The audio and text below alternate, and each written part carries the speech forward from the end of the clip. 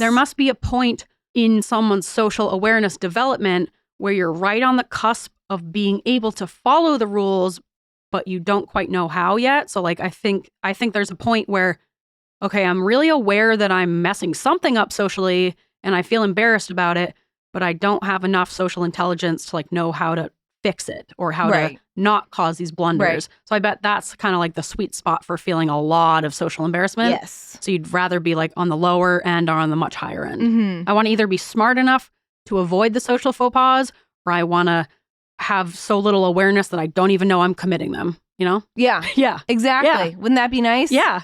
I think we're like right you at in the middle peak school. Yeah. Yeah. Just totally blissfully unaware. Yeah. Yeah. Oh, what a life. Right? Kind of nice. Yeah. They said that we'd grow out of it.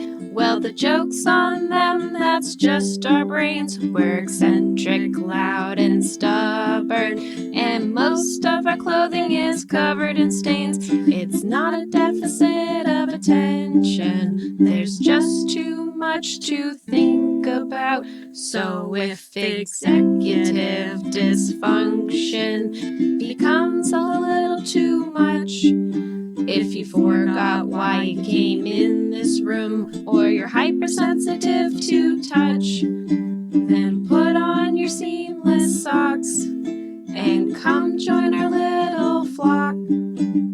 Bitches stimming together, we're weirds of a feather, weirds of a feather. Too hot to sip, and I'm still fogging. Too hot to handle. Ooh, that was it. Season 1 was such a great show. Right? I don't really watch. Suck. I don't watch reality TV, but I watched that because it had like a good message. So fun. Right? What was the message? Put off your horniness for the betterment of the group. No, it's. Don't be so lustful. It was like learning to understand someone from the inside instead of just based on looks and lust. Yeah. I think lust is fine. I think they were trying to do something that's never going to happen with that demographic of people because they need like deep intervention. Oh, for sure. And like, but it's fun to see them try. Oh, yeah, it is very fun. The newer ones, I stopped after like season 3 with that show because reality shows just become so fucking scripted and everyone who goes on to it wants to be on the reality show. Yeah. So I feel like the first 2 seasons of a reality show are the best. Yeah, I don't think I didn't watch the second one. I just watched the first and I was like, that's good, but that's enough. Yeah, you got the gist. Yeah. All right, should we get into this? Yeah. All right. Welcome to Weirds of a Feather, an AuDHD-Adjacent podcast. Yeah. I'm your host, Grace Bure. And I'm your host, Kristen Stanhope. Here we go. And here we are. All right. Despite the sunshine being out right now, it's surprisingly cold in this basement. Yeah. How would you like to warm up with a warm-up question? I would love to warm. I'd love to get warm. Right? A little toasty? All right. This one is, I was thinking about you specifically. Me. And I think I know your answer. How long do you think it would take you to notice someone following you? A real fucking long time. Like weeks. Months maybe. And it would be just like my car buddy system. I'd be like, oh, that's just my friend. He's always behind me. Yeah, he's just always now we're there. like together. Yeah. We must work we're like and live a unit. Yeah, in the same place. Oh, for sure. Yeah. It would never dawn on me. It would take forever for me to realize that someone's actually following me. I know it would. And that's why I came up with this question. Because I'm like, I wonder how long Kristen could be followed before she would start to catch on. It would take forever. Yeah. Until like knife at throat being murdered. I'd be like, oh my God, have you been there the whole time? That's what you've been doing back there. I look familiar. Yeah. Oh, you're the guy who follows me. Yeah, I get it. Oh. All right. Well, here I go. I'm dying. Shoot. Now. Yeah. Shoot. Well, darn it. Yeah. Out on. Yeah. What about you? Would you like immediately notice? I think I would notice pretty quickly. I feel like I'm pretty aware to the point of paranoia sometimes. Yeah, I think who's you would around notice. me. Yeah. Yeah, definitely. I feel like even when I'm not being followed, like if a car takes one of the same turns as me, I'm like, they're following me. See, I'm like, now we're friends. Why are you so desperate for friendship? I got a car buddy. As long as we're betwixt cars. Yes. Real life, you don't. Yeah, I've got enough. No. Yeah. I'm always open to new friends. I'm not. Don't follow me. Stop following me. If you live nearby me, don't. Stop. Go home a different way. Wait a little bit. I feel like I'm like overly paranoid and no one's following me. No. No. Why would they? So if you're going to stalk one of us, pick Kristen because it'll take we'll her a lot become longer. friends. Yeah. If one of us is going to get stalked, I'm your girl. Yeah. If we had to do like maybe one episode, we should do those superlatives of like most likely. Oh, yeah. Yours would be like most likely to befriend her stalker. Yeah. Yeah. Like this We're is pals. Craig. Yeah. He loves me a lot. He likes me a lot. So Yeah. now we're best friends. Yeah. He says he wants to go everywhere with me. And he always is at my window. Yeah. And it's great because I'm Yeah. never lonely. All right. Yeah. Listeners out there, let us know how long you think it would I take love you that to notice question. someone following Yeah. you, right? That's a great Because question. I feel like it's either like I would notice immediately Yeah. or it's like you could follow me for a year and I'd never catch on. Yeah. If it was a male stalker, I think you would notice right Yes, away. yeah. If it was a female stalker, you would be a me situation. Yeah, You'd be you're like, right. I might be like, oh, friend. This is Sarah. Yeah. She just trails We me love wherever her, I yeah. go. Yeah. She's always there. Yeah, I guess that's true. For men, I'm like on the lookout Yeah. for anyone Because being it's creeped. ingrained in our blood. Exactly. Mhm. Yeah, it's self-protection, Mhm. survival instinct. But yeah, I guess a woman could follow me for longer and I might not catch on right away. Yeah. So I guess dress like an old woman if you're going to stalk Yeah. me. And for Kristen, just do whatever. Yeah. She I won't notice. She won't pick up. And if I do, we're about to be friends. Yeah, she's not even going to be upset. She'll be like, you can walk next to me. You don't have to walk behind me. Yeah. Let's hold hands. No, Yeah. I hate it. No. I hate physical contact, but we can pretend. Yeah. Stalk her from a distance. All right. Should we get into those little accomplishments? Are you warm? I'm warm. Okay. I'm warm now. All right. I'm feeling good. Now that we've put it out there, Yeah. just like when I announced very early on in this podcast that someone stole my identity and I wasn't really able to fix the situation, I feel like we've just revealed another weak spot Yeah. in that One of many. yeah, Yeah, that someone we're could just- follow you and you wouldn't notice. I So wouldn't notice. just So, making ourselves vulnerable. I guess so, but if we don't notice, then it won't bother us, right? True. Yeah, Yeah. Schrodinger's stalker. Yeah. All right. Let's do those little accomplishments. Yeah. Little accomplishments, but big in our hearts. Kristen, Ish. what did you accomplish? It's an accomplishment and a quirk all in one. Great. It's a 2-for-1. Twofer. I finally, because it is spring now in Maine, I've planted all my seeds and I spent Nice. like 2 to 3 hours planting the seeds, labeling the things, lining them up. I put them in like a little, because we're in Maine, so it's still cold. You can't plant anything into the ground until after Mother's Day is the golden rule. Although with climate change, hey, That could change. Yep. the summers are getting longer. Isn't that nice? Yep. Yeah. So I started that because my goal is to plant something. Last year we had a successful garden-ish, and it was very successful. We had lots of stuff, but we got mostly seedlings because I just didn't have the capacity to grow things from seeds. But Yeah. seedlings are expensive, Yeah. so I was like, this year we're growing things from seeds, and I have all these seeds, so many, because some were a gift and some I bought, and so there's a ton.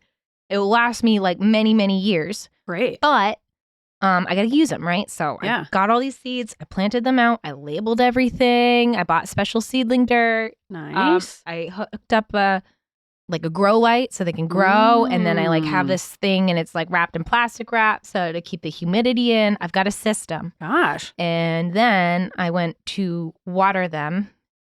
And the ink I used on all the labels is not waterproof. So Classic. I have about 60 seeds. And Oh, I don't know what I no. planted. Well, it'll be a fun surprise when but they that's the start to thing. come up. Some are climbing and some are Oh. bok choy, things that are not climbing. Well, that was a bad mistake. Yeah. So now Christopher's we can just figure it out because you know what you planted, right? I'm like, in theory, I have an idea. The information is in there somewhere. I'm like, but I don't know. And things are starting to sprout. And I'm like, great, cool. Wish I knew what it was. Yeah, what a fun Christmas. So I'm fucked. You are fucked. Yeah. I can't believe you did that. I know. What was your plan? I labeled everything. I just didn't even think about the ink that I used because I just got a little pen. You didn't use a permanent marker? I couldn't find one. I found them now. And one of my students, because she was laughing at me from this, so she actually on her last day bought me little labels with like a special waterproof pen. Oh, that was I nice. know, isn't that so nice Yeah. and useful? A little late, but I know. Well, yeah. So next season. I'll take a little video of my like mystery garden here. So I think there's people might be able to help you identify like what the little sprouts are. Yeah, I have like there's certain things that I know are like either pumpkins or zucchinis or cucumbers. But I want to trellis the cucumbers, but I don't want to trellis the zucchinis or pumpkins. Yeah. Because it will tear down my trellis. Oh. So sounds like a problem. I don't know what I'm going to do. I'm so quirky. You'll figure it out. You are so quirky. That is a good quirk. Yeah. It's an accomplishment. No. I'm really proud of myself for doing the seeds. And now I'm like, oh, shit. So, oh, man. You know what? You'll get there. We'll get there. Yeah. One day. Yeah. You'll find out what they are, and then you learned a lesson for next season. So, yeah. Now you know. Grace, what did you accomplish? I hung up new string lights in my office. Hey! That office changes every time I come down to see it. It always does. That's my goal, is to change it every time you come down. Yeah, I had just like Christmas tree shop Christmas lights up in my There's nothing wrong room. with Christmas tree shop. There is a lot wrong with Christmas tree shop because they burned out really fast. And now Christmas tree shop is out of business. They are. Unfortunately. Because it's just like tchotchkes. It's just crap. Yeah. Just kind of It's just kind of like straight up junk. Yeah. Do you want expired sunscreen? Go to Christmas tree shop. We got a place for you. Yeah. Not anymore.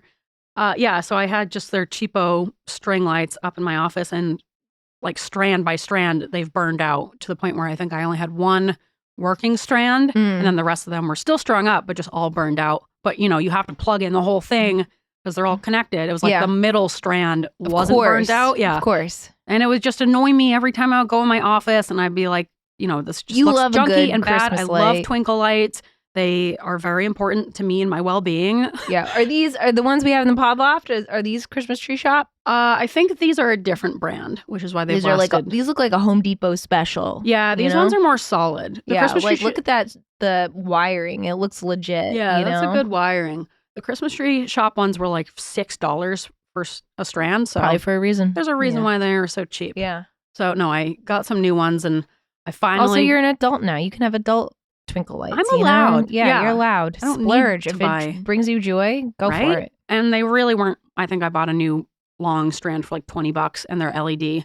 And so they'll hopefully last a lot longer. But I finally took the old ones down, threw them away, and put up the new ones. And I feel like a new woman. My office feels. I'm excited. I can't believe I haven't seen it. I'm always peeking at that office. I know. I gotta go. Let's go right now. No, let's not. So cue the music. No, I'll show you after. But I also retouched the paint because I think I talked about it before, where I painted the walls and didn't tape off the ceiling. And then the ceiling kind of got a bunch of pink paint on it. Okay, Christopher. And then it really bothered me every time I go in there. I finally fixed it. Oh, I'm proud of you. Because it's one of those just fucking annoying things. I like to do the trim work. I actually don't mind it. I like the trim work. I like the prep. Yep. I like this taping. The big walls I'm actually quite bad at. So I think for a while there, I was peer pressured by Ian because he is like not a taper. And he always seemed to think that we could just do it without the tape. We can't. No. And we never will. No. And we can't. And we should always tape. Yeah. Yeah. So we had to learn that lesson a few times. Unless you're a professional painter. Yes. And you are like really good with the edging. Yep. I'm not. And so I finally fixed it up and touched it up. And it looks so much better in there. Good. And I finally am not like mad every time I go in there. Lovely. Yeah. Yeah. That sucks when you have house projects that just every time you go in that room, you feel shame that you're not working on that house project. I just don't even want to like think about house projects in my entire house. We have about like 5 projects running at the same time. Yeah. And it sucks. Yeah. So I figured I should just like focus on my office, get it up and running, like not have it make me think of what house projects I need to be doing. I can just go in there and like focus on my work. Yeah. So I'm very happy with it. Good. Yeah. Good. Yeah. All right. Should we get into the meat of this episode? Yeah. I'm excited for this meat. It is the meat. It is meat. This meat was inspired by Kylie and her episodes. Oh. If you haven't listened, go back and listen. Her 2 episodes came out awesome. But we had our friend Kylie Lowe on the podcast a couple weeks ago. Yeah, she's lovely. She is lovely. We had a great time with her. Yeah, she's a wonderful young woman. Yes. I don't know why we're speaking so formally about her. She's like one of my closest friends. But she found a skull down by the ocean in front of their house the other day, and I went over and picked it up. Is it the one in your bathroom? No, it's a different one. Which I'm one. also going to take a picture of later and post it. It's a different one. Every time I go into Grace's house, there's some piece of furniture that has moved. Something different is in the office, and there's a different bone in her guest bathroom. Carcass, if you will. Yeah, we really need a basement sink like my parents have. Oh, that's one of our projects on our house. Same. We're moving the washer dryer, and I told Christopher, I was like, if we do not get a basement sink, like a wash tub sink, yes. I was like, we can put paintbrushes down there. And he was thinking like watercolor paintbrushes. I'm like, no. Like, because we're painting the walls. Like house painting. Yes. He's like, that would make more sense. You I think? Was like, yeah. He's like, I don't think we do that enough. We don't really watercolor that much to need a basement sink. Not yet. Yeah, you will once you have the basement sink. Yeah, the whole world opens up with that basement sink. Yeah, I feel like there's so much stuff. Yeah, paint brushes. Because we always grew up. We had that big wash tub sink in our basement. Yeah, we had one. Yeah, you have one down in your washroom in your parents' house. Yeah, it's great for doing bones down there because it's bone gross. Stuff or just like gross stuff that you need to do. You don't want to do it in the kitchen sink. Yeah, exactly. And I don't want to clean my bones in the kitchen sink because that's disgusting. And so my only other option is one of the bathroom sinks. Yeah. So that's why it happens in the bathroom. Not ideal, but Ian doesn't care. So I'm like, all right. Yeah. I'll be gross. No, then. It's good. It's good to see what's going on in there. You right? know? What are you working on? Yeah. Keep on top of the projects. Yeah. Yeah. I don't know what that skull is. It might be a dog. Maybe I don't know. I found it on the side of the road and it was already bone. So I don't know what it is. I should post it in Reddit. r/what is this bone? I can always tell you. Oh, yeah. Yeah. Yeah. It's a great resource. There's lovely people on Reddit. If you ever need to ID a bone, go in r/what is this bone. But anyways, where were we? Skulls on the beach. Kylie, secondhand embarrassment. Okay, yes. So rein it in. Here we go. We got there. During Kylie's episode, we talked about things that are embarrassing for no reason. And we were talking about secondhand embarrassment. And we were kind of speculating, do AuDHDers and autistic people experience more secondhand embarrassment than neurotypicals? Because I suspect that we do. And so I'm going to do a whole episode about it. Let's do it. Right? Yeah. Okay. So this is I have some stuff about regular, just straight up traditional embarrassment. Yep. And then also secondhand embarrassment and kind of how it ties in with the ADHD and autism. I'm excited. All right. So my resources, I have this article from Wikipedia called Vicarious Embarrassment, which is kind of the official fancy title for it. That sounds fancy. There's also an article called The Science Behind Embarrassment from simplyneuroscience.org and another one called Extreme Embarrassment in Autism, Understanding and Coping Strategies from neurolaunch.com. Oh. All right. So let's start with what is secondhand embarrassment.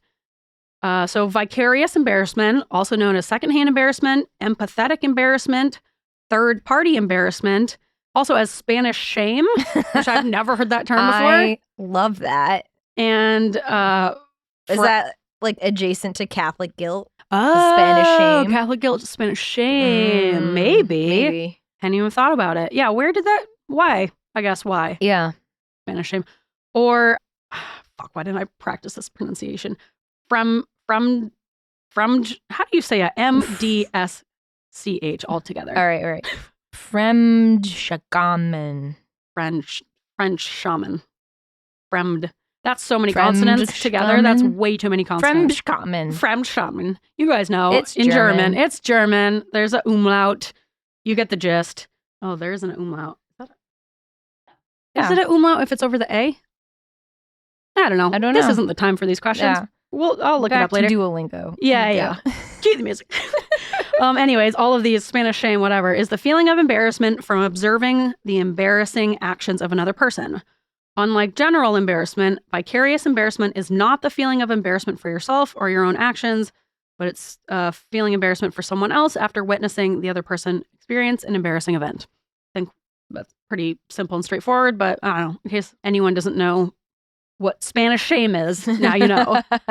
These emotions can be perceived as pro-social, and some say they can be seen as motives for following socially and culturally acceptable behavior. And I'm going to kind of talk a little bit about the difference between embarrassment and shame.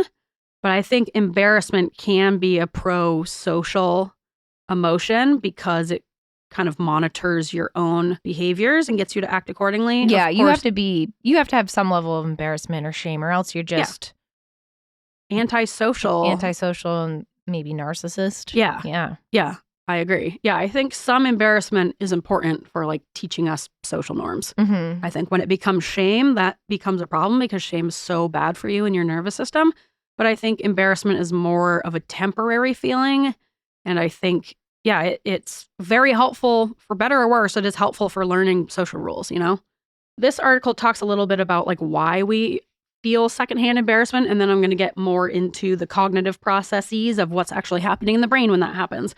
But this article from Wikipedia kind of outlines 2 different psychological bases for why secondhand embarrassment happens. The first reason is empathy.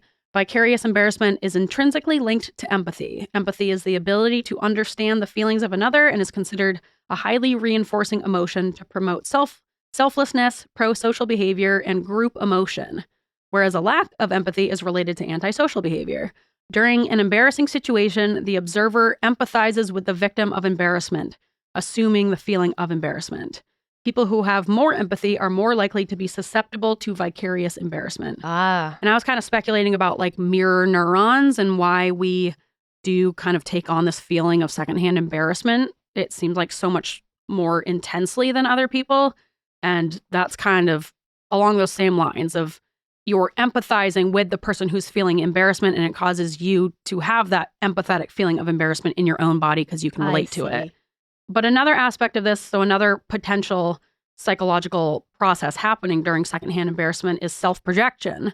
Psychological projection is a theory in psychology and psychoanalysis in which humans defend themselves against undesirable emotions by denying their existence in themselves and attributing them to others. So projection is considered a normal and common process in everyday life. Vicarious embarrassment and other vicarious emotions, however, work in the reverse, which is a process called self-projection. The undesirable emotion is experienced in another person, and the observer projects what they interpret as the appropriate response onto themselves. I see. Okay, Right? okay. Okay.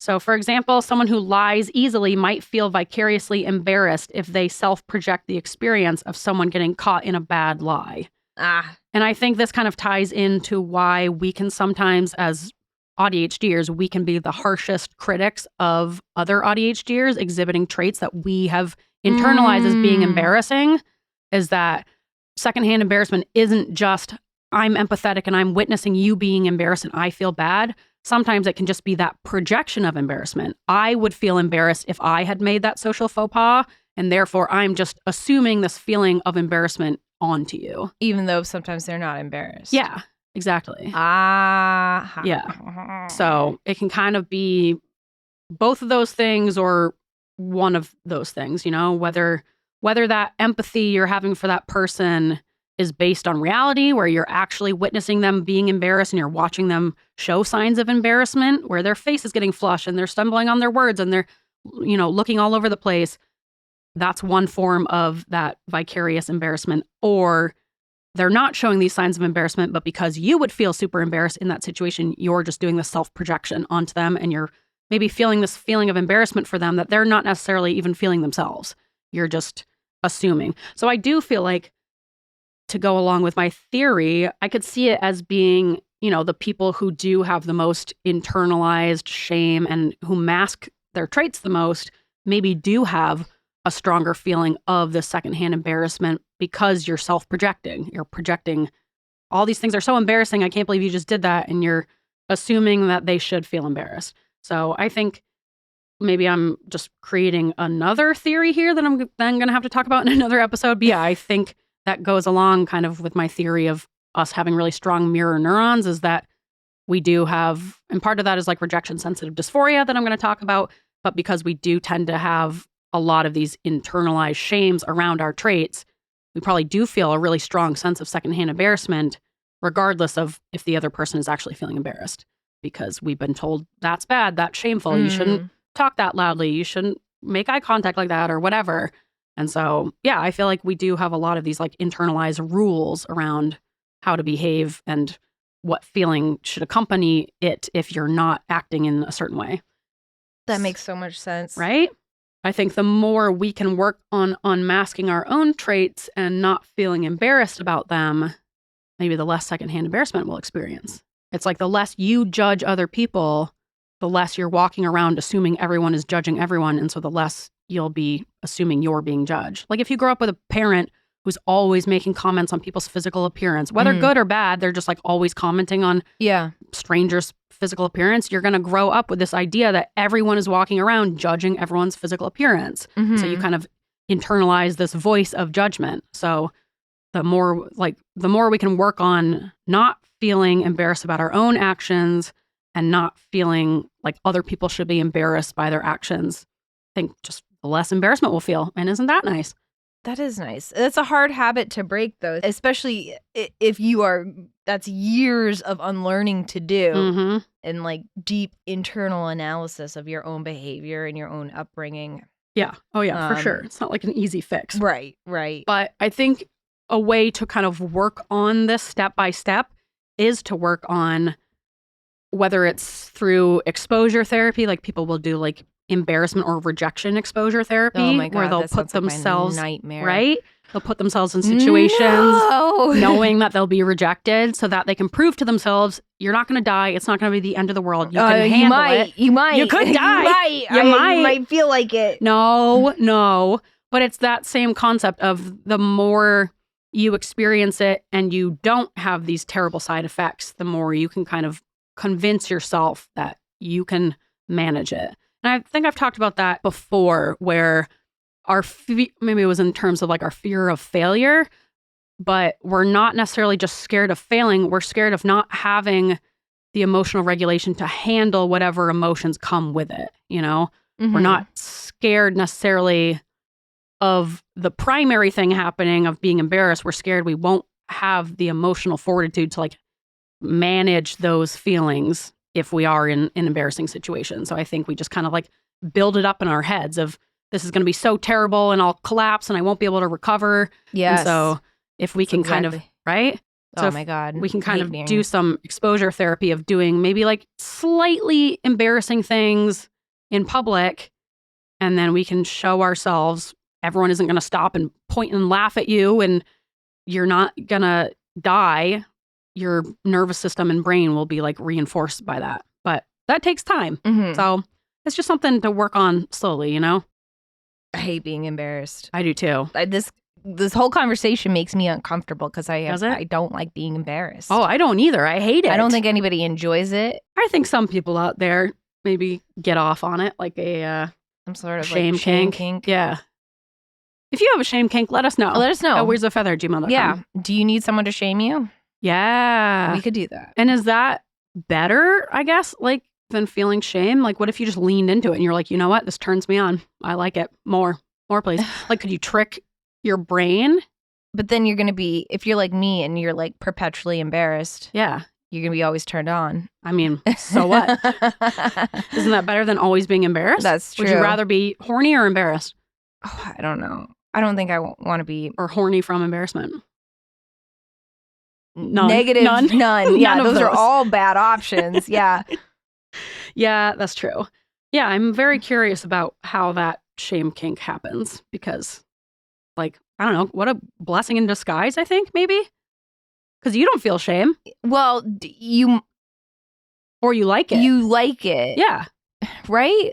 So it's not. But you must feel shame if you have a shame kink, right? I think you feel shame and you like the feeling of shame. But it must be like, I wonder if it's like a particular shame around something. I think there's a lot of nuance. The nuance. science behind kinks in general is just kind of fascinating. You know that most foot fetishes are formed as children because you spend so much time around feet as a little kid. Oh, really? Yeah. Most kinks are formed in childhood. That makes sense to me. Just this weird connection that gets made. Like shame. I'm sure a person who has a shame kink probably feels shame in a similar way, but something in the brain happened where it connected that feeling of shame with Freudian. Getting turned on, right? Yeah. Maybe one day we could do a bonus content episode about different kinks because I am fascinated by them and how they form. Yeah. Because like why? Why? There's so many people out there with a foot fetish. There's so many why? kinks. Oh, it's the number one it's the most profitable type of kink on the internet right now. Is the foot. Most people got feet. I know. I always tell Christopher he should be on Foot Finder. He's got cute little toes. Does he? Yeah, I think he's got great toes.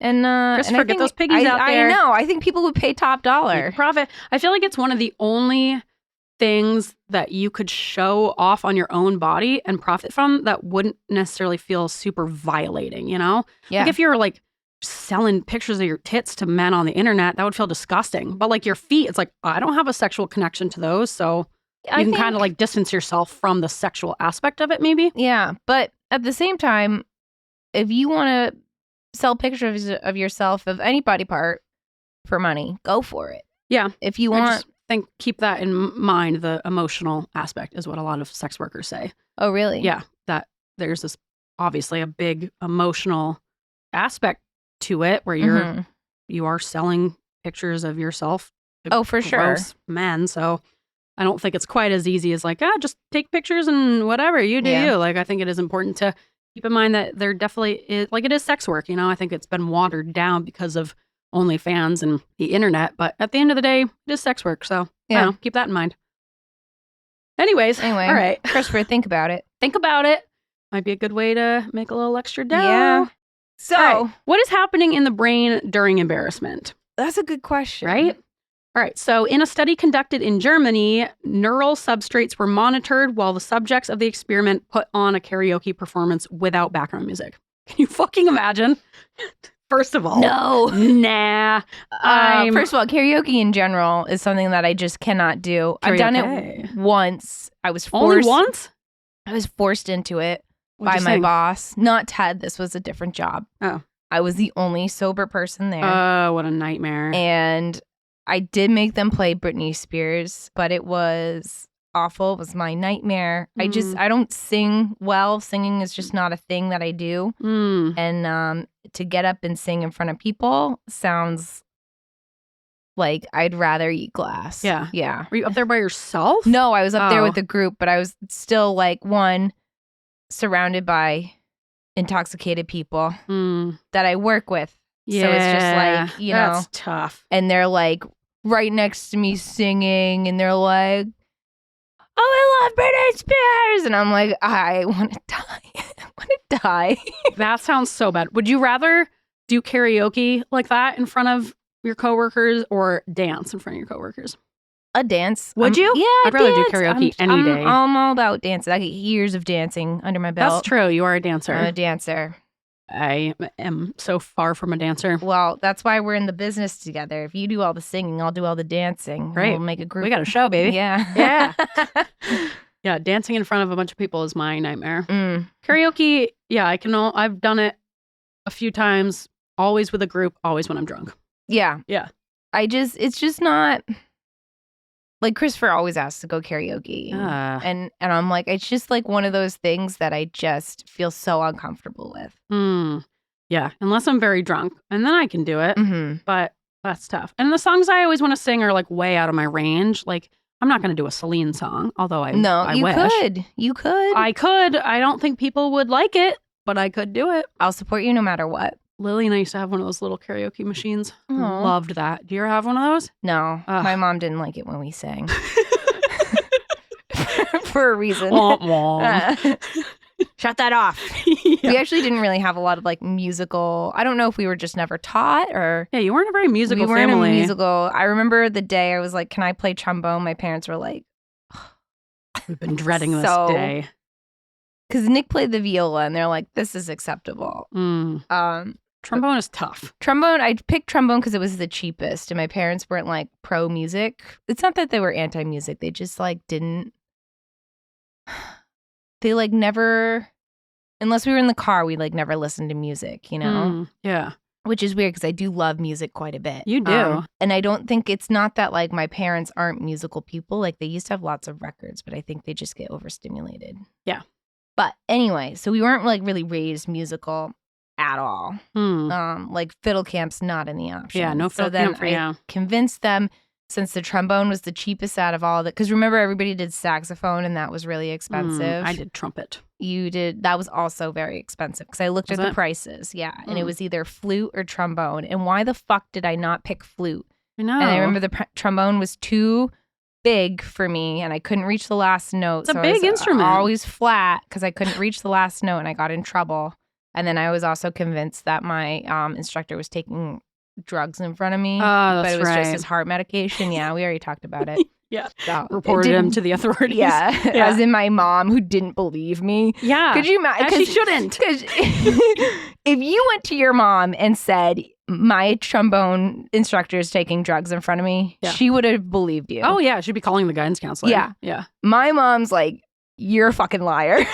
That is not happening. There's no way. Slanderous. Yeah. True. And she was right. She was right. She yeah. was No, correct. I shouldn't be believed, but it's funny that our parents we were just raised differently. Very differently. My mom never trusted me. No. I wasn't even a bad kid. She was not at all. I was so much worse than you. Right, I was a little liar. Right. You never lied. I never lied. I'm really bad at it. You interpreted things incorrectly, but you didn't lie. She just assumed that I was wrong 100% of the time. Oh, your teacher's taking drugs in front of you? Go to your room. Yeah. All right. Well, yeah, Okay. back to karaoke. Sorry. Don't be sorry. This is what this podcast is all about, is these side shoots. All right. So you're doing karaoke in this experiment without background music. Oh my As God. if it couldn't get bad enough. I don't even think I could get up there. I would just die. I'd be like whispering. I would do the It's Always Sunny gag that Dee does, where she gets on stage and does the All right. When the subjects were given feedback, whether positive or negative, Oh no. the anterior Could you imagine getting negative feedback on your karaoke performance without in background front of- music? in No. front of this room full of people. I hate it. How do you go on? Can't imagine. No, it was just, oh God. All right. So when they were given feedback, whether positive or negative, the anterior insula region of the brain was active. So the anterior insula is responsible for feelings of trust, disbelief, love, or resentment. That's a lot. That's a lot of responsible. A lot of big for. stuff going Yeah. on. Trusting someone's feedback can cause you to internalize those feelings of pride due to positive feedback or embarrassment due to negative Okay, feedback. now it's all making sense. Right? Okay. Yeah. So it can either be a good thing or a bad thing. And part of it, like it says, trusting someone's feedback can cause you to internalize it. So part of it is you do have to trust. So I think there are people out there who aren't affected by negative feedback because they don't really put stock into what other people say, which, like, I don't know how you disconnect that in your brain, but, like, wouldn't that be nice? Yeah. Like, there are some people who celebrities, like, to be a celebrity, Oh my you have to God. be willing to be absolutely Right. despised, Right. Because some people will they get Yeah. torn apart. right? By the public, by, like, casting directors, Yes. by Like, I the don't know audition how process. actors make it because you have to, like, get up, you have to perform, Yep. and then you'll just have someone point blank say, "You terrible." Yeah. No. And you just are like, I don't believe you. I'm going to keep going. I'm going to keep going. I don't know and how you don't, do like, it. give up Something's and become a wrong. dentist. I Yeah. feel like that you have to be like you have to have some sort of like something's wrong in your brain for you to keep going, you know? Right? Something's missing. Yes. Yeah. You have something missing, which is good. Which I guess is good for Yeah. I don't know. Like, isn't that nice? Imagine if you just didn't put any stock into what people said about you. I wish. I wish. That'd be nice. I care a lot. I care too much.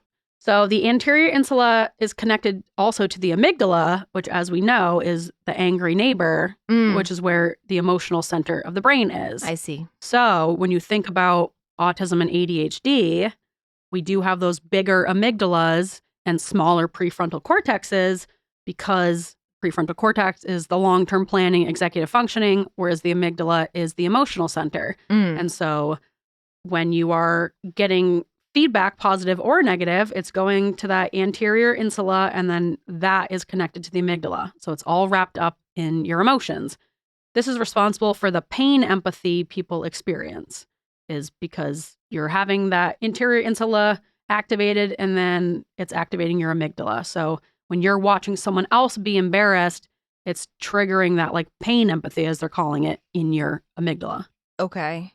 Is this why here's another thing that's not really related to embarrassment, but like in like horror movies, I have a hard time watching people get hurt, even though like I work in medicine, I see people get hurt all the time. But watching it on a TV show is really difficult for me. Yeah. Is that similar, you Yes. think? A similar pathway in the brain? I do think. I do Okay. think it's similar. And my dad is the same way. He, he's a 70-year-old man. He will not watch any type of show or movie that's like about war, about violence. Like he can't do it. It's hard for me, and I deal with people who are in pain all the time. Yeah. But I cannot watch it in a TV show. Is it like watching them go through the initial pain is difficult for you? Like if you watch someone in real life get injured, would it have the same effect? I mean, it would, but not to that extreme, because I think when I see someone in pain in real life, I kind of go into that mode of like, okay, how can we help this? Yeah, problem solving mode. So maybe it's like part of the helplessness. Yeah, of it. I guess just like you're just literally an audience member to this whatever. Yeah. Yeah, kind of like torturous. Yeah. Yeah, I can see that. Yeah, I do think it's kind of a pretty similar concept where you're feeling a lot of that like empathetic pain in your amygdala. Mm-hmm. Yeah, that's a good connection. All right, so further results of this German torture karaoke study show that there is a higher activity in the medial prefrontal cortex when people are reviewed in front of an audience. Oh, God. The medial prefrontal cortex is responsible for habit formation and long-term memories. Oh, yeah. I'd remember that forever. Right? It would haunt me every single day of my life, Yep. that whole experience. Yeah. Karaoke with no background music. Yeah. Right? I would. Yeah. If I didn't die that day, I would think about it every day. Yeah. And I would want to die. Yeah. Like, please put me out of my misery. Yeah. I know. And I think, once again, we're not necessarily even just fearful of being embarrassed in the moment. We're like fearful of knowing that we would have to think about that for the rest of our lives. It's not even just the moment. I don't want something embarrassing to happen to me because I know I'll never forget it. And I don't want to have that pain living in my brain. Right. I hate it. I hate it. I hate it. And it's interesting that as ADHDers, we have smaller prefrontal cortexes than non-ADHDers. And yet it seems like, because that, like I just said, that's where habit formation is and long-term memories are, I think, taken into storage there. It's interesting that we have smaller prefrontal cortexes, and yet it seems like those memories really live very concretely in our brains. It's like we have smaller prefrontal cortexes, but the information that is being held there is being held maybe very intensely under a spotlight. So like the stuff, and I feel like that with my own brain, the stuff that sticks really, really, really sticks. Like you can't get it to unstick. Yes. And I don't really have much control about what it is. 3 a.m. Yeah. Like, I can't believe I did that. My biggest secondhand embarrassment memory, I think I've talked about this before, is Mo tripping up the stairs our freshman year of high school, first day, freshman year of high school, tripped up the main stairs and pretended she was tying her shoe. It was just like out of a Disney Channel original movie of tripping up the stairs your first day of high school. And that wasn't even me. Yeah, poor Mo. All right, another experiment conducted at the University of California, San Francisco had participants watch back a karaoke performance of theirs. Oh, I don't know if it's worse to do it or to have to watch it back. Guys, we got to stop with the karaoke. It's killing me. Well, that's why they chose it. It's like the number one way to embarrass someone is to make them do. Why do people do that on purpose? For this study, so they can study them. Some people like it. I guess if you're a good singer, like if you're a good singer, sure. wouldn't you like karaoke? You think? Yeah. Yeah. But you're not, and you don't. And I don't. I'm not either, and I don't. No. So they were talking about this other area. Fuck, how do I say this? The Pregenual. Think? That's what I'm going with. The pregenual anterior cingulate cortex. All right. Yeah. Yeah. It's that. That one. Yeah. You got it. So that was activated when people had to view their karaoke performances back, which is responsible for impulse control and emotional regulation. And it pushes people to make decisions based on what will allow them to obtain a social reward. Shut it off. Yeah, shut it down. It is also responsible for making people feel sweat, an increased heartbeat, and unregulated breathing when they do not obtain this social reward and instead receive a negative evaluation from their peers. So that's what's happening in the say it again? Pregenual anterior cingulate cortex. There's so much going on in the brain. There's so many things in the brain. Yep. So that's being activated when you are feeling that embarrassment in front of people, on top of like all those other emotional responses. You're also having this feeling of sweatiness and increased heartbeat and unregulated breathing being You're activated. really just going into like a fight or flight response. Yeah, really. truly. Yeah. And it makes sense why that lives so strongly in your brain and body. And then it is brought up again and again whenever you're feeling that embarrassment or secondhand embarrassment for someone else. It's like triggering those same responses in the body. I hate it. Right? I'm like going through a fight or flight response just talking about it. You do feel you seem uncomfortable. I'm uncomfortable talking about this. Good. I'm having a great time. I'm glad you are. I think I'm discovering a shame kink in myself right now. I know. It's great. Lean into it, you know? Bring it on. I won't. No, I'm just kidding. I'll feel a lot of shame about this later. All right, so that kind of brings us to, do autistic and ADHD people experience firsthand and secondhand embarrassment more intensely than neurotypicals? We've kind of already started to cover this, but I'm going to go a little deeper into it. Yeah, let's do it. People with social anxiety disorder tend to have an increase in amygdala activity, which is the emotional center, and a decrease in medial prefrontal cortex activity due to avoiding situations in which they receive any sort of feedback or judgment in front of an audience. This may lead to impaired judgment in understanding how people in social situations may be reacting to them, making it seem daunting to interact with others. So that kind of ties into that idea that we have this really strong feeling of embarrassment when we do experience it, and then kind of because of like almost like RSD, rejection sensitive dysphoria, where we create this feedback loop of we took this judgment so harshly and internalized it so much and had such a big reaction in our amygdalas to it that we kind of just shut everything down, and we don't allow any room for nuance of like not like jumping to 1,000 when it comes to feeling embarrassed. Like not everything is going to be super shameful and embarrassing, but if you do kind of have that amygdala activated during embarrassment, you're going to kind of have this big reaction to it, and then you're going to avoid it, and it just creates this feedback loop of now you're scared to be embarrassed, so you avoid socializing, and then you're not really getting any positive feedback of, hey, I did that thing and I didn't get super embarrassed and I didn't feel shame. Maybe it's not super terrible. So you just create this situation where it is like a self-fulfilling prophecy. Right. Where you assume you're going to be embarrassed. Yeah. And then your social skills go down. And then when you do socialize, you are more embarrassed because you haven't been practicing. Right. And so then you avoid it even more. So do you think this is with people who are neurodivergent and kind of have more supports in like the social intelligence aspect, on that like pie chart that they have, and you have like one for like social awareness? Yeah. Do you think that they would feel more secondhand embarrassment due to the fact that they don't kind of like detect social cues as much? See, that's a good question because, and I'm going to talk in a second about like why autistic people especially just experience more embarrassment in general, because there's a lot more stuff that we're missing than other people. But also, yeah, it's like on one hand, you're missing social stuff. And so you end up committing these social faux pas more often because you're not as aware of the social rules. And so then you feel more embarrassment in that sense. But, it's the whole like you can't feel embarrassed if you're not embarrassed. Like on the other hand, if you're not aware of all these social cues that you're missing, you don't necessarily know to be embarrassed by it. Right. So it's like, yeah, does higher social intelligence help you decrease the embarrassment, or does it increase the embarrassment because you're more aware of causing these social problems? Huh. I don't know. We need like a line graph of like social intelligence versus level of embarrassment. Yeah. I think you'd want to kind of meet in the middle, Right. I almost think it would be like a bell curve, right? Yeah. Because if you have low social, I don't want to call it intelligence, but awareness, your embarrassment must be low. And then it gets to like a peak of like, social intelligence versus embarrassment. And then it should go down. Yeah. This is my theory. It's a parabola. Yeah. If anything. Yeah. Or bell curve. I think you're onto something.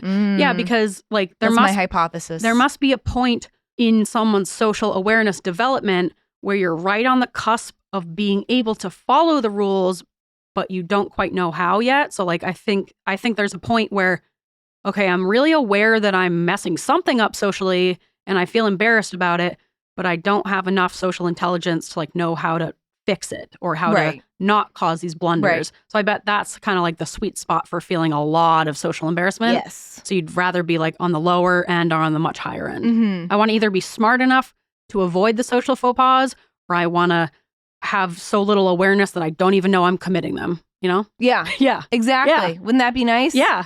I think we're Like right you at in the middle peak school. Yeah. Yeah. Just totally blissfully unaware. Yeah. Yeah. Oh, what a life. Right? Kind of nice. Yeah. Yeah. Yeah. I think we're kind of stuck right there in the middle. Yeah, I think we are too. I know I'm doing stuff wrong. I just don't even always know how to avoid it or fix it. Yeah, or I don't know not how make it I don't know happen. how to like get out of it. So yeah. I'm just going to keep doing it. Yeah. So there's, Dang it. Yeah. And I think, because there are non-AuDHDers who also experience social anxiety. So I'm not saying like it's only autistic and ADHD people who experience this, Mhm. but I do think that the more social anxiety you have, obviously, the more embarrassment you're going to feel. Yeah, Because you're just that makes more sense. sensitive to people's reactions to you. Yeah. All right. From another article titled Extreme Embarrassment in Autism, Understanding and Coping Strategies. This just talks a little bit about like why autistic people experience more firsthand embarrassment than others. And you can assume that the more firsthand embarrassment someone experiences, the more secondhand embarrassment they're also going to experience because they think that so many different things are embarrassing. They're also going to have that similar reaction when you see someone else doing this embarrassing thing. We have a lot more social misunderstandings. We struggle to interpret social cues. We struggle to understand unwritten social rules. We might say stuff that we don't realize how it comes across, or people interpret it wrong. So that just leads us to committing a lot of unintentional social faux pas, or like having misinterpretations of other people's intentions. And also we do have like more sensory sensitivities. And so that can lead to a lot more embarrassing situations where you're either having like a meltdown because you're overstimulated, or something like startles you really suddenly and you have this like kind of big exaggerated response to it. Neurotypicals are just so judgmental about so many things that I feel like there's so many different ways we can embarrass ourselves Right. that like shouldn't be embarrassing. And like having sensory needs and having like these sensitivities that can be embarrassing, or Right. Like the flapping hand flapping, or in like public. Like Yep. you need to do it if you need to do it. But then it's like Exactly. kind of embarrassing because it's like a social faux pas. Yep. But like who made that up? Exactly. Who's saying that that's a social faux pas? Flap Exactly. away. Yeah, I say flap to your heart's content. It's so Mhm. important to regulate yourself. But like I also get the embarrassment of it, like for me clearing my throat in public, I know it's annoying and it drives me crazy and I feel very like self-conscious about it. But at the end of the day, I have to do it sometimes. So, or like kids who have trouble with tying their shoes and they have to wear Velcro shoes, and then that's embarrassing because you're like at a certain age and you still have Velcro shoes. Or me, I didn't want to wear hard pants, which is then you kind of feel like a baby because I hit 6th grade and I didn't want to wear jeans. Yeah. Like, that's what you wear in 6th grade. You don't wear leggings. So I feel like those sensory sensitivities alone can lead us to having these like maybe embarrassing needs, quote unquote.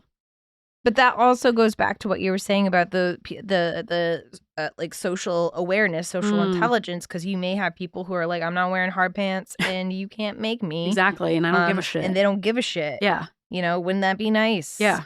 If you were like, I don't give a shit about what others think, I'm not wearing hard pants. Right. Like I remember in 6th grade, my brother told me, he's like, we have to have a conversation. And I had like these they were like lavender colored jeans, and they weren't even like cool bell bottoms. They were just like kind of like mom jeans before mom jeans were cool. Yeah.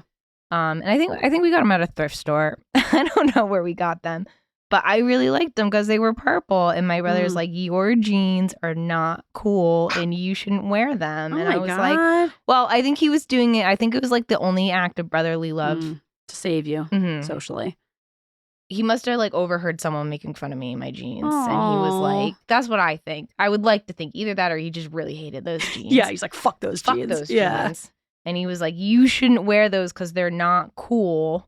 And I was like, oh shoot, I wasn't even aware of this like social faux pas that I made. Yeah. So then I didn't wear them again. Oh, I know. that's so sad. Couple jeans. Yeah, like how many things were we embarrassed out of doing that were just like, why was that embarrassing? Right. You know? But I also get it when you're a kid, When you're trying to fit in. survive. And if you're neurodivergent, you already stand out. Right. And so you just want to kind of fit in and survive socially. It's like, I get it, but it just sucks that all of us internalize so much shame just from doing like regular human things as we grow up. Stupid. Another problem for autistic people especially is that delayed emotional response. And I feel like we do have that with like you're socializing and you think it's going well and you're like, I'm having a good time. And then later that night when you're laying in bed, all you can think about is you're like, replaying the convo, or maybe you do have this sudden feeling of embarrassment that hits like hours and hours or maybe days I later. Have said that. Yeah. Because maybe I did raise my voice too much. Yeah. Because we do have that delayed emotional response. So I think another thing that can cause us embarrassment is maybe doing something that we didn't even realize was embarrassing in the moment. And then hours or days later, we're like, oh my God, was that really embarrassing? Right. And like that can cause Did I say something wrong? Yeah. Yeah. And talk about like a very specific type of shame where then you feel like you have to monitor yourself and you have to, every time you get home from a social interaction, now you have to go through the whole thing and check yourself and make sure that you didn't do anything embarrassing. I just think it leads to so much like self-policing, which sucks. Oh, and then that logic loop too kind of goes along with that where we just perseverate on these things and we can't like move on from it. And so it's kind of like we're just re-traumatizing ourselves over and over because the brain doesn't know the difference between imagination and reality. So you're reliving this embarrassing experience every night for 5 years. Your brain's like, we just spent 5 years in the fucking trenches going through the most embarrassing thing every night of our lives. Every single night. Yeah. So I think because the autistic brain especially does get stuck on those thoughts, it just kind of creates this loop over and over and over. I hate that. Right? Yes. So this all makes sense. It all makes sense. It all comes together. And there's nothing we can do about it. Well, there's some stuff we can do about it. It's, just like I said, working on not judging people so much when you see them doing something that you might have thought was embarrassing once upon a time, like the less you can judge other people. Because it's a lot harder to not judge ourselves. We're always our harshest critics. And so if you can work on not judging others when you think they're doing something embarrassing, that will slowly, eventually, hopefully translate into you being a less judgmental critic of yourself. But I think that makes sense. Right? I think stopping it with other people is a good starter because we have less emotion tied to this thing. Whereas I'm not just going to say, I'm just going to stop feeling embarrassed. Yeah. Like, okay. Yeah. Your nervous system would like to have a word with you because how? It ain't happening. Yeah. So I think starting with like removing that little police man from your head. Yeah. I'm going to stop being depressed. Yep. Boom. Just not happening. Have you thought about just being happy? Yeah. You ever consider that, huh? You haven't. Have you not care so much about it? Yep. Yeah. Try it. Yeah. Just try it out. I'm just going to kind of gloss over this, but this article also talks about like embarrassment is being more of a situational and temporary feeling, but shame is kind of when it takes a hold and becomes this like deeper and longer lasting emotion. And that does have a much bigger effect on someone's self-perception and their mental health. So I do feel like for us, we tend to kind of internalize that embarrassment as shame. I think we just like tend to feel a lot more shame because there's a lot more stuff we've been told we need to feel shame about. Right. So I think that also kind of becomes the brain's automatic process of like, oh yeah, you should feel shame about this. And here you go. Now it's logged in your brain forever. You're never not going to feel shame about it. Mm-hmm. But you're going to keep doing it because of who you are. Yeah. You're not going to learn enough to change. Yeah. You're not going to change and avoid it, but you're going to feel a lot of shame about it. Yeah. You know it's wrong. You just can't stop doing it. Yeah.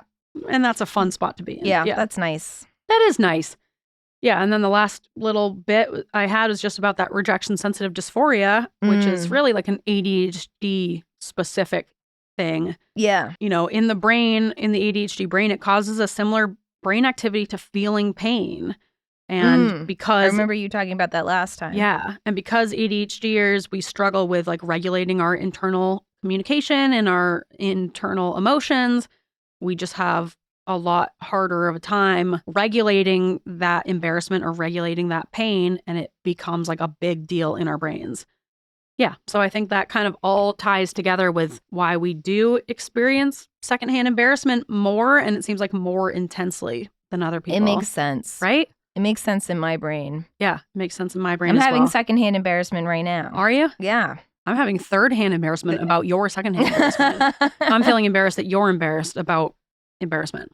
It's just like, I don't even think it's embarrassment. It's just like, I feel like it's just bringing up feelings of like times I was embarrassed and now I've got to like run through the whole emotional gamut again. Yeah. So that's fun. And like the ultimate intervention would be to remove Yourself from society. Yeah, to just kind of just leave. Yeah. Just you're go done. walk into the woods one day and Yep. just disappear forever. Yeah. But if you can't do that, like really removing that emotional connection from your brain and body, which involves like somatic therapy, I think would be the most some helpful. Deep breathing. Yeah. Some Wim Hof. Not even. It's more about like tapping, unfortunately. It all comes back to tapping. Because, they say that an emotion only lives in your body for 90 seconds. If you process it, it only will be plaguing you for 90 seconds if you're able to like process it in the moment and remove it from your body. Most of us do not do that when we feel emotions. We kind of just bury them deep inside. Yeah. And so every emotion we've ever felt, if we haven't removed it, just lives in our bodies.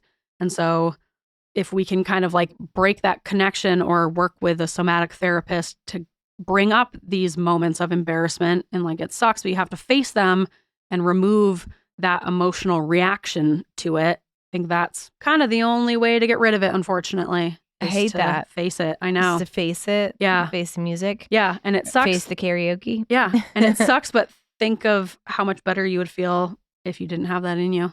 And then also things like psychedelics. They talk about shrooms being like a fresh snowfall on these neural connections that your brain has always made, where you associate this thought with this feeling. And the more you think it, the more your brain creates these tracks in the snow. And taking psychedelics is like a fresh snowfall to give you a chance to like create new thoughts and new connections. So I don't know, try ketamine maybe. If you feel a lot of embarrassment, try ketamine. Yeah, you heard it here first. Yes. Ketamine for embarrassment. Yeah, the cure for embarrassment is ketamine. Yeah. But yeah, really, I guess it's just releasing your own internal shame and releasing your judgment of others. And then hopefully you won't feel as bad about when you do weird stuff, and you won't feel as bad when you see someone else doing weird stuff, Yeah. No, this was lovely. Yeah. This was lovely to talk about, as painful as it was. Right? I feel like it's helpful to be aware of. Yeah, to like kind of contextualize it and to kind of like put it into writing and now on the air. Right? I also think this kind of ties into why we as a society are so cruel and harsh about people doing embarrassing things, like on TikTok, for example. If there's a clip of someone who did something super embarrassing in public and people are like so brutal about it, I think a big part of it is, I'm so glad that's not me. Yeah. Let's all enjoy in heckling this person who did something embarrassing because it's not me, and isn't that such a good feeling?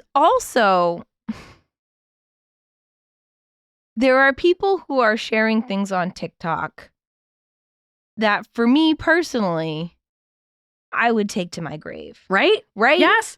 Oh my God. The story is about people like shitting their pants and stuff. It's like, why would you share that? On the internet? Yep. For everybody to see. But they don't care. Which I think is great. Yes. And maybe it's like cathartic, kind of like our pizza secrets is very cathartic to like get that out. Yeah. So maybe that's how I'm thinking of it now. Maybe they just need to get this out to like the entire world. Yeah. But like, I think it's like that exposure therapy. You put your most embarrassing thing out there, and you didn't die, Right. But like, man, some of these people, I'm like, I wouldn't be me. The girl who talked about getting an IUD inserted and she immediately started pooping all over the table. It's like, how did you tell that story? I'm glad she did, because I feel like that's good information for people to know that could happen. But like, didn't know that could happen. No, me either. And now I'm gonna be afraid for my next one. But you know what? If it happens, it's happened before. This girl talked about it online and survived it, so you can too. Yeah. Isn't that inspiring? Oh my God. And maybe that's part of what it is too, is looking at these people who are doing something embarrassing or talking about something embarrassing that you're like, oh my God, I can't believe that. That's so embarrassing. And you see them just laughing about it or being totally fine. Crazy that she's like laughing about it. Like, oh my gosh, so embarrassing, right? And you're like, But I think catching ourselves in those moments instead of having that reaction of like, oh my God, that's so embarrassing, kind of leaning into like, well, she doesn't feel embarrassed. So why am I feeling more embarrassment than she is? And I feel like that can be helpful the more you can watch and acknowledge that other people have gone through much more embarrassing stuff than you and they seem totally fine. Mm-hmm. So like, why not me? You know? I guess so. Right? I guess so. Yeah. Just kind like of you said, inspiring. you can't be embarrassed if you're not embarrassed. Yeah. Poof. It's a tough road. It's a tough. I'm not going to pretend like it's just a easy peasy thing to do overnight. Right. But right. I don't know. I'm hopeful. Yeah. Yeah. I feel like as you get older too, you care less. Yeah. And that's nice. Time heals all wounds. I can't wait to be a super embarrassing old woman. We're going to be great old ladies. Yeah. If we make it. You know? If the world's still here, yeah. I think we'll be I'm just excited fine. to be an old lady. Yeah. You get old lady hobbies and We've already got old lady I hobbies. know, We're halfway got there. plenty of old lady hobbies, but like, you know, you're just hanging out, saying things, farting, talking about your next doctor's appointment. Yeah. That's at least what my grandma does. Stealing batteries. Yeah. Whatever. What?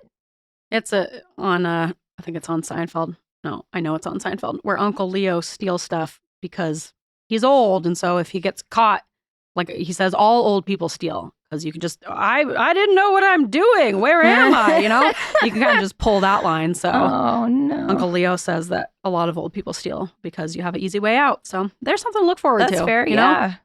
We're like, crime. How'd I get here? Oh, where's my grandson? All right. Well, this is my episode about secondhand embarrassment. Yeah. Well, thank you for sharing. Yeah. This was lovely. Thanks for in a painful way. sitting through it. Yeah. Yeah. We made it. We did it. Yeah. We survived. We did. Yeah.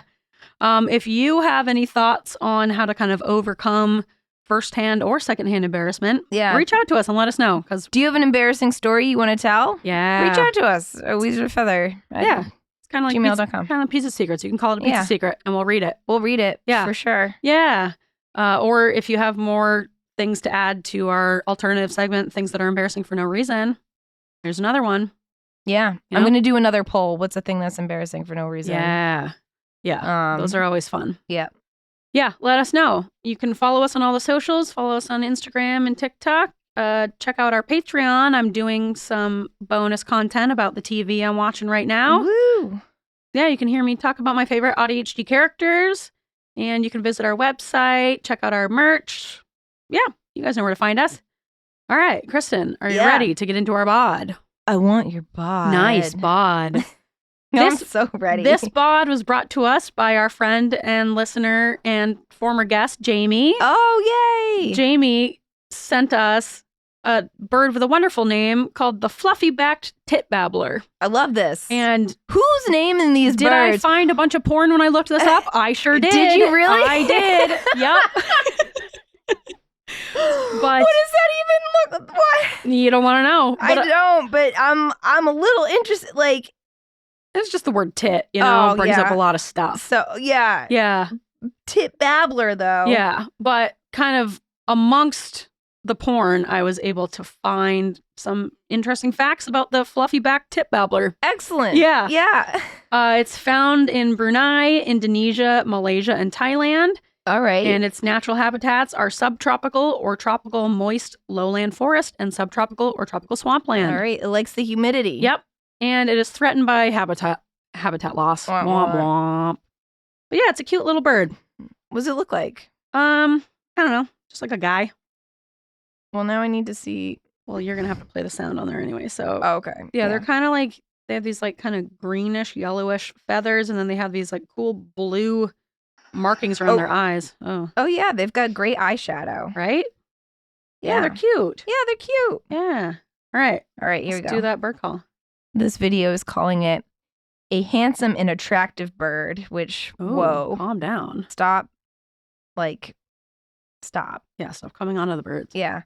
With a chestnut crown, a jet black throat, and electric blue skin patches on the face and neck. We're calling that eyeshadow. It's a good description. Yeah. Anyway.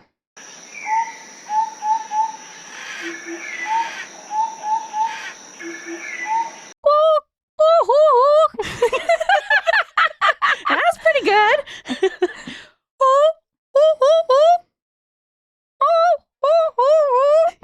You're going a little too old woman, I think. I know. I'm like a haunted woman. Yeah. That was really good. Right? No, I'm still an old woman. No, you still sound still... like you've fallen and you can't get up. I can't. I have. I think you got to go a little more rounded.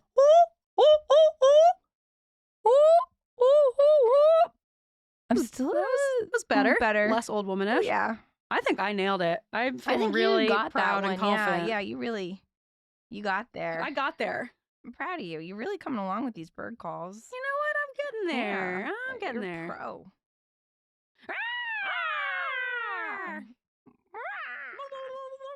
Okay, see ya. Bye.